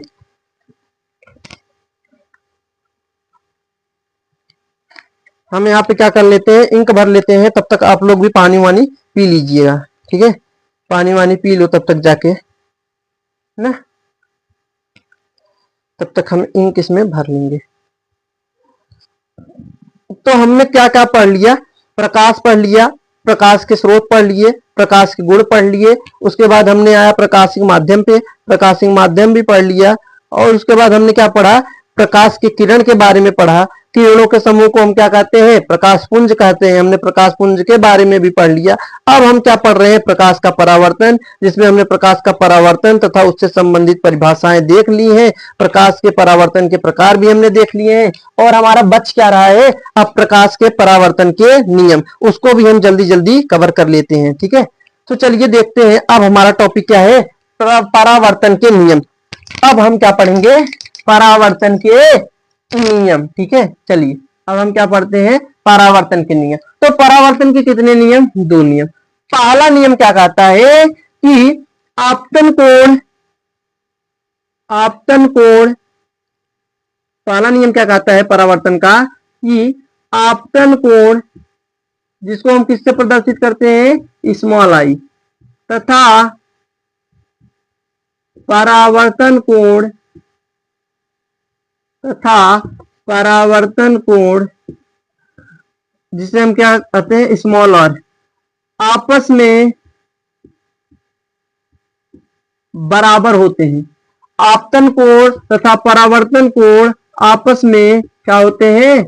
बराबर होते हैं। इसका कहने का मतलब यह है कि जितने डिग्री से टकराएगी किरण उतने ही डिग्री से वापस जाएगी। अर्थात कोण आपतन जो होगा वो कोण अपवर्तन की क्या होगा? सॉरी, परावर्तन की क्या होगा? बराबर, ठीक है। जैसे हमने कह दिया कि ये आपकी सतह है, ये क्या है? एक सतह है, और इससे जो प्रकाश की किरण टकरा रही है, इससे जो प्रकाश की किरण टकरा रही है इस सतह से अभिलंब और इसके किरण के बीच का 45 डिग्री कोण है। तो अगर ये वापस जाएगी तो यहाँ पर जो कोण बनेगा ये कितने डिग्री का होगा? तो हमें पता है कि आपतन कोण यदि 45 है तो आपतन कोण और परावर्तन कोण क्या होते हैं? दोनों बराबर होते हैं। तो जितना आपतन कोण होगा उतना परावर्तन कोण होगा, अर्थात कोण आई बराबर कोण आर होता है। तो कोण आई का मान यदि 45 है तो कोण आर का मान भी कितना हो जाएगा, 45 हो जाएगा। यानी आपतन कोण तथा परावर्तन कोण दोनों आपस में क्या होते हैं, हमेशा बराबर होते हैं। ये परावर्तन का आपका क्या है, नियम। लेकिन आप ध्यान से सुनिएगा, अगर आपके पेपर में घुमाना होगा तो वो क्या कहेगा कि एक प्रकाश की किरण, ध्यान से सुनना, ये अभिलंब हो गया, ये क्या हो गया, अभिलंब, ये कोई हो गई परावर्तक सतह, ये क्या हो गया, कोई परावर्तक सतह। हमने अभिलंब भी बना दिया है आपको दिखाने के लिए। अब ध्यान से सुनना, तुमसे कहेगा कि यदि कोई प्रकाश की सतह, सॉरी प्रकाश की किरण, यदि कोई प्रकाश की किरण किसी परावर्तक सतह से, किसी परावर्तक सतह से 60 डिग्री कोण पे टकराती है तो अपवर्तन कोण बताओ, या सॉरी परावर्तन हम पढ़ रहे हैं, तो परावर्तन कोण बताओ। ध्यान से सुनना, तो अब हम कहते हैं कि यहां जो कोण बनता है इसे आई कहते हैं और यहां जो कोण बनता है इसे आर कहते हैं। अब उसने क्वेश्चन में दिया है 60 डिग्री, लेकिन कहां से, इस परावर्तक सतह से, ना कि अभिलंब से, किससे, परावर्तक सतह से। तो अब तुम्हें याद रखना है, यहां जो 60 मान दिया है ये आई का मान नहीं है, ये आपतन कोण नहीं है। अगर आपतन कोण हमें पता होता है तो हम डायरेक्ट अपवर्तन कोण उसके बराबर कर देते हैं, क्योंकि जितना आपतन उतना अपवर्तन और परावर्तन होता है, ठीक है। लेकिन यहां पर ध्यान से सुनना, ये जो 60 दिया है ये आपतन कोण नहीं है, ये इस किरण, आने वाली किरण तथा इस परावर्तक सतह के बीच में है 60 डिग्री। तो अगर हम पूछे कि इस अभिलंब से इस परावर्तक कोण के बीच कुल कितना होता है, 90 डिग्री। आप देखते हैं कि अगर हमने कह दिया कि इस अभिलंब और इसके बीच कितना कोण होता है, 90 डिग्री, लेकिन आपने कहा है, इसने कहा है कि ये सतह से 60 डिग्री टकरा रहा है। तो अगर ये 60 डिग्री निकाल दे तो यहां पर आपतन कोण कितने डिग्री का हो जाएगा, 30 डिग्री का होगा, जाएगा नहीं। तो अब अगर आपतन कोण 30 डिग्री है तो परावर्तन कोण भी कितना होगा, 30 डिग्री। तो आप इस प्रकार कर सकते हैं, ठीक है। तो अगर आपको घुमाना होगा तो ऐसे घुमाएगा, अन्यथा सवाल सीधा आता है कि आपतन कोण का मान इतना है तो परावर्तन कोण कितना हो जाएगा। तो आप सीधा हमेशा जानिएगा कि जितना आई उतना आर होगा, ठीक है। चलिए इसको अब हम करते हैं चेंज, इसको हमने मिटा दिया, ये आपका सवाल हमने बता दिया कैसा आता है। अब परावर्तन का दूसरा नियम कहता है कि आपतित किरण, आपतित किरण, परावर्तित किरण, परावर्तित किरण तथा आपतन बिंदु, आपतन बिंदु एक ही तल में होते हैं, एक ही तल में होते हैं, ठीक है। हमने कहा दिया भैया कि ये आपका एक कोई सतह है, आपतित किरण आ रही है, टकरा के वापस जा रही है, जिस तल में आपकी आपतित किरण है उसी तल में आपकी परावर्तित किरण जा रही है, और जो हम अभिलंब खींचते हैं वो भी आपका इसी तल में होता है, ठीक है। ऐसा नहीं कि कोई एक्स तल में है, कोई वाई तल में है, कोई जेड तल में, ऐसा नहीं है। अगर एक्स में है तो एक्स में ही रहेगी, वाई में है तो वाई में ही रहेगी, और जेड में है तो जेड में ही रहेगी, तीनों चीजें। तो ये जो आपका आपतन बिंदु होता है, आपतित किरण, परावर्तित किरण तथा आपतन बिंदु, ये आपतन बिंदु जो हो गया, ये तीनों एक ही तल में होती है। ऐसा कौन कहता है, परावर्तन का दूसरा नियम। ये हो गए आपके परावर्तन के नियम पूरे, ठीक है। अब हमारे कुछ छोटे छोटे टॉपिक बच जाते हैं इस चैप्टर में, जैसे आपका थोड़ा समतल दर्पण के बारे में जानना है, प्रकाश की उत्क्रमणिता के बारे में जानना है, और प्रकाश का पार्श्व उत्क्रमण जो है वो जानना है। इसके बाद हमारा चैप्टर खत्म है। तो आप इसको फट से नोट करिए, इसके बाद हम आगे चलते हैं, अपना अगला टॉपिक देखेंगे जो है, ठीक है।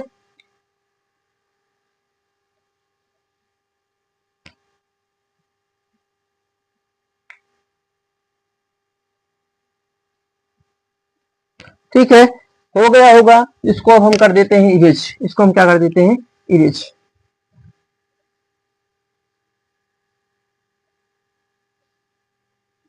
तो चलिए अब हम अगला टॉपिक देखते हैं, हमारा प्रकाश का परावर्तन के नियम हो गए हैं। अब अगली हेडिंग है हमारी प्रकाश की उत्क्रमणीयता। अगली हेडिंग क्या है, प्रकाश की उत्क्रमणीयता। प्रकाश की उत्क्रमणीयता,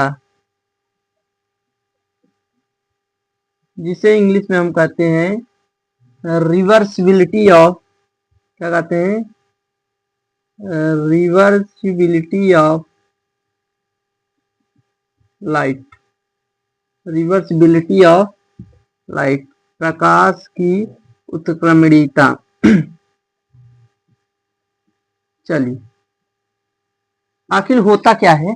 यहाँ पर नाम दिया है रिवर्सिबिलिटी। आप इंग्लिश से समझ सकते हैं कि रिवर्सिबिलिटी का मतलब जो रिवर्स हो सके। रिवर्स का मतलब बदल सके, जैसे कोई आगे जा रहा है तो पीछे आ सके, इसी को तो रिवर्स बोलते हैं। तो रिवर्स का मतलब बदलना होता है। रिवर्स का मतलब क्या होता है, बदलना।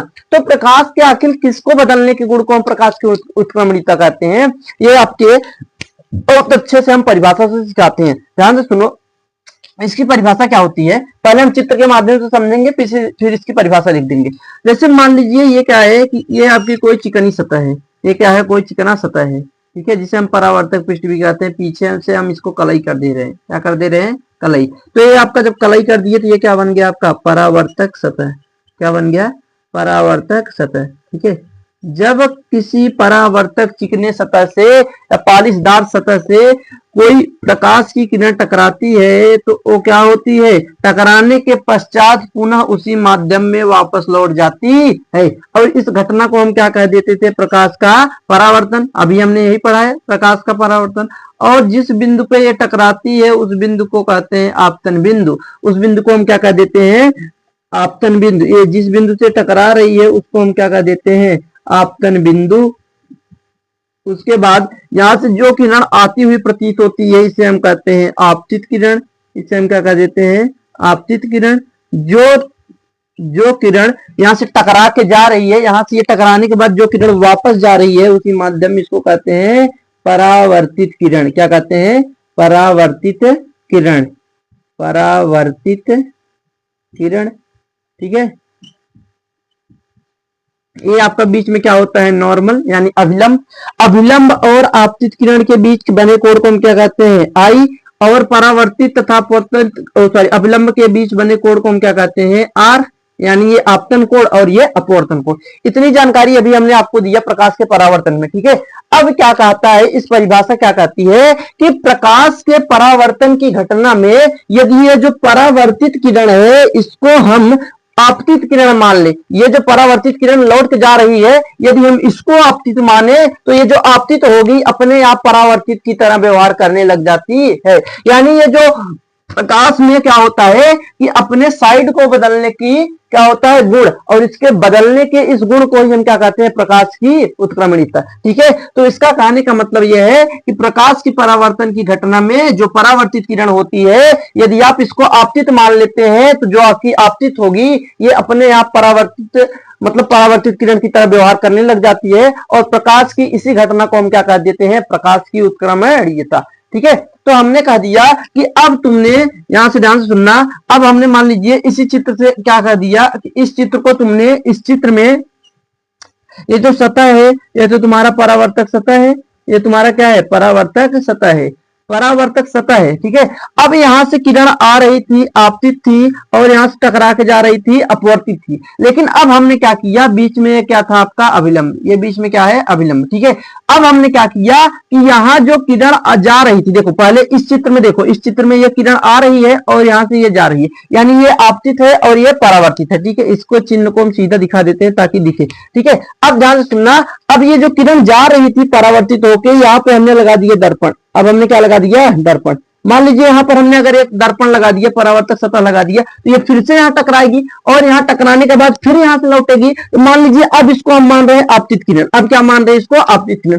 अब ये आपतित किरण है तो आ रही है, आ रही है, आ रही है और यहाँ पर टकरा रही है। तो टकराने के बाद फिर इस माध्यम में वापस जाएगी। ये वाली तो इधर जा रही थी, ये वाली तो जा रही थी, इस कंडीशन में इसको आपतित माना था। लेकिन जब हमने इस किरण को आपतित माना तो अब ये किरण किसकी तरह कार्य करने लगेगी, परावर्तित किरण की तरह। तो अगर अब हमने इसको आपतित किरण मान लिया है, ये आपतित किरण हो गई आपकी। अगर ये आपकी आपतित किरण हो गई, ध्यान से सुनना, अगर ये आपकी आपतित किरण हो गई तो ये वाली किरण अपने आप किसकी तरह व्यवहार करने लग जाती है, परावर्तित किरण की तरह। किसकी तरह, परावर्तित किरण की तरह। और ये जो बीच में होता है क्या होता है, अभिलंब। अब बताओ आपतित किरण इधर हो गई, अब ये आपतित किरण इधर हो गई, इधर जो अभिलंब और आपतित कोण के बीच बनेगा कोण उसे कहते हैं आपतन कोण। और जो अपरावर्तित किरण तथा अभिलंब के बीच कोण बनता है उसे हम क्या कहते हैं, परावर्तन कोण। तो यही हमने कहा कि प्रकाश की परावर्तन की घटना में यदि इस परावर्तित किरण को आपतित किरण मान लिया जाए तो आपतित किरण परावर्तित किरण की तरह व्यवहार करने लग जाती है। प्रकाश के इसी घटना को हम क्या कहते हैं, प्रकाश की उत्क्रमणीयता या रिवर्सिबिलिटी ऑफ लाइट कहते हैं। ठीक है। अगर बात क्लियर है तो अब इसको हम परिभाषा से लिख के बता देते हैं। तो हम क्या लिखेंगे कि प्रकाश की परावर्तन की घटना में, प्रकाश की परावर्तन की, प्रकाश की परावर्तन की घटना में,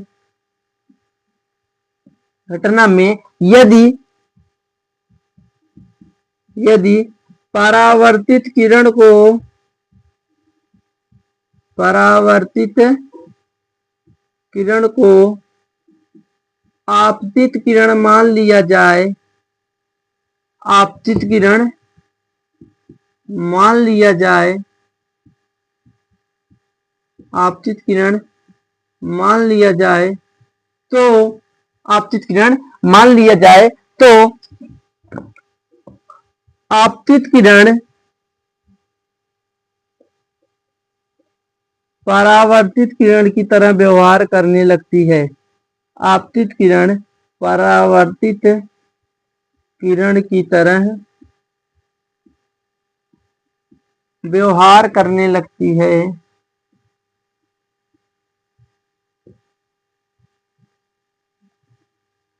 व्यवहार करने लगती है। प्रकाश के इस गुण को, प्रकाश के इस गुण को प्रकाश की उत्क्रमणीयता कहते हैं। प्रकाश की उत्क्रमणीयता कहते हैं। ठीक है, एक बार फिर से समझ लो कि प्रकाश के परावर्तन की घटना में यदि परावर्तित किरण को आपतित किरण मान लिया जाए तो आपतित किरण जो होगी वो अपने आप परावर्तित किरण की तरह व्यवहार करने लग जाती है। और प्रकाश के इसी गुण को हम क्या कहते हैं, प्रकाश की उत्क्रमणीयता कहते हैं। अगर चीजें यहां तक क्लियर है तो आप इसको फट से नोट करिए। इसके बाद आपके बुक में प्रतिबिंब वाला टॉपिक दिया है, उसको हम अगले चैप्टर में क्लियर करेंगे जब प्रतिबिंब का बनना सिखाएंगे। ठीक है, अभी हम डायरेक्ट बात करेंगे दर्पण की, जिसमें आपका समतल दर्पण, गोली दर्पण और प्रकाश का जो पार्श्व उत्क्रमण क्रिया है, ये 3 टॉपिक बच जाते हैं। इसके बाद आपका चैप्टर खत्म हो जाएगा। तो मुश्किल से 20-25 मिनट का और टॉपिक है, इसके बाद चैप्टर आपका खत्म हो जाएगा। तो आप इसको फट से नोट करिए, इसके बाद हम आगे बढ़ते हैं अपने चैप्टर में। ठीक है,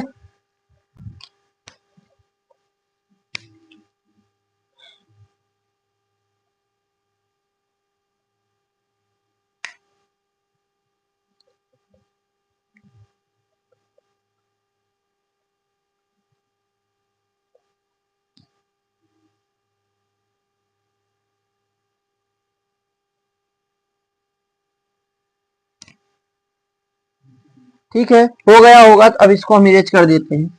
इसको हम क्या कर देते हैं, इरेज। ये हो गई आपकी प्रकाश की उत्क्रमणीयता। अब हम बात करते हैं दर्पण की। अब हम बात करते हैं किसकी, दर्पण की, जिसको इंग्लिश में हम क्या कहते हैं, मिरर। क्या कहते हैं, मिरर। ठीक है, दर्पण किसे कहते हैं, तो ध्यान से सुनना। जब किसी पारदर्शी माध्यम के, जब किसी पारदर्शी माध्यम के एक सतह को हम कलई कर देते हैं या तो रेड ऑक्साइड यानी लाल ऑक्साइड का लेप चढ़ा देते हैं, तो उसका दूसरा सतह अपने आप परावर्तक हो जाता है। तो इस प्रकार जो हमें निकाय प्राप्त होता है उसे हम क्या कह देते हैं, दर्पण। अगर आपका चिकना सतह जो पारदर्शी आपने माध्यम लिया है, चिकना पारदर्शी माध्यम जो आपने लिया है, अगर वो समतल होगा तो आपका समतल दर्पण बनेगा, अगर वो गोली होगा तो आपका गोली दर्पण बन जाएगा। ठीक है, तो हमने क्या कहा कि ध्यान से सुनना, हमने कहा कि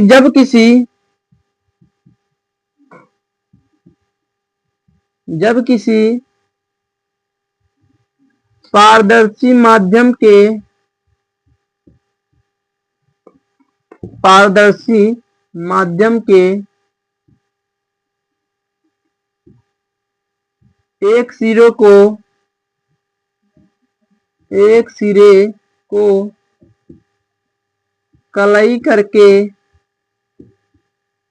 या लाल ऑक्साइड, जिसे रेड ऑक्साइड कहते हैं, या लाल ऑक्साइड का लेप चढ़ाकर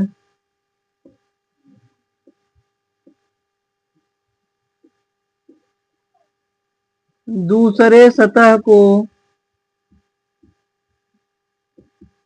परावर्तक बना दिया जाता है, परावर्तक बना दिया जाता है,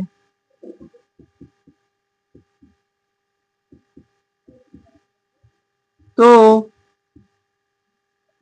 इस प्रकार प्राप्त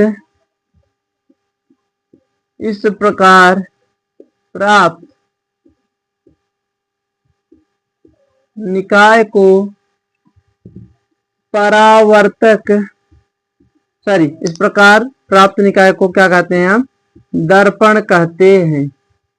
बोलो बात क्लियर है? हमने कह दिया कि मान लीजिए आपने कोई एक चिकना सतह ले लिया, कोई एक पारदर्शी माध्यम में जिसके आर पार आपने देख सकते हैं। मान लीजिए हमने कोई कांच ले लिया पारदर्शी है, जिसके आर पार आप देख सकते हैं। अगर आर पार देख सकते हैं तो अभी ये पारदर्शी है, तो अभी दर्पण नहीं है। अब पारदर्शी है तो प्रकाश इससे आएगी और इसको पार करके उस पार निकल जाएगी। लेकिन अगर हम क्या कर दें, इसके एक सतह को कलई कर दें, यानी रंग दें या रेड ऑक्साइड का लेप चढ़ा दें, तो ये कैसा बन जाएगा? अब ये वाला अगर नीचे हम एक सतह पर कलई करते हैं, इसका ये जो ऊपर वाला सतह होता है ये परावर्तक बन जाता है। तो हमने क्या कहा कि जब किसी पारदर्शी माध्यम के एक सिरों को कलई करके या रेड ऑक्साइड का लेप चढ़ा के दूसरे सतह को क्या बना दिया जाता है? परावर्तक। क्या बना दिया जाता है?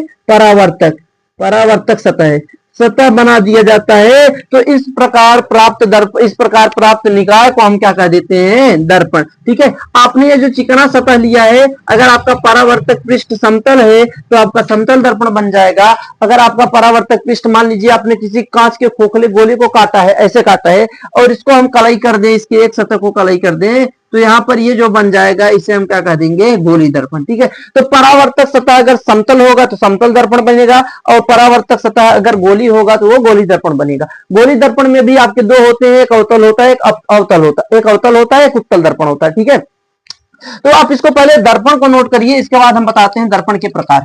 आप इसको फट से नोट करिए। ठीक है। अगर ये नोट हो गया है तो आगे बढ़ते हैं हम। अब जानते हैं दर्पण के प्रकार। अब क्या जानते हैं? दर्पण के प्रकार। ठीक है।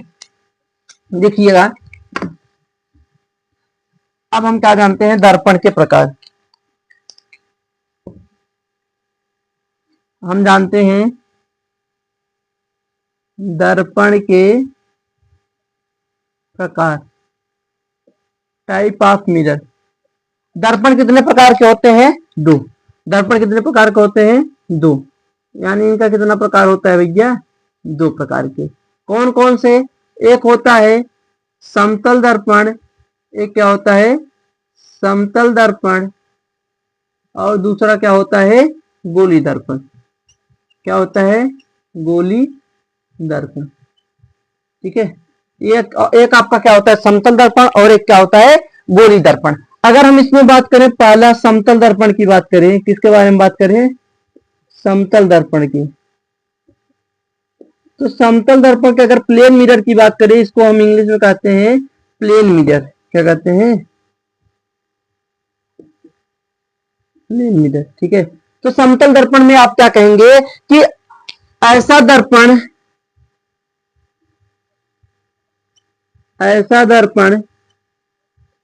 जिसका परावर्तक सतह कैसा हो? समतल। जिसका परावर्तक सतह समतल हो, उसे क्या कह देते हैं? परावर्तक। उसे समतल दर्पण कहते हैं। ऐसा दर्पण जिसका परावर्तक सतह कैसा हो? समतल, तो उसे हम क्या कह देते हैं? समतल दर्पण कहते हैं। ध्यान से सुनना। जैसे हमने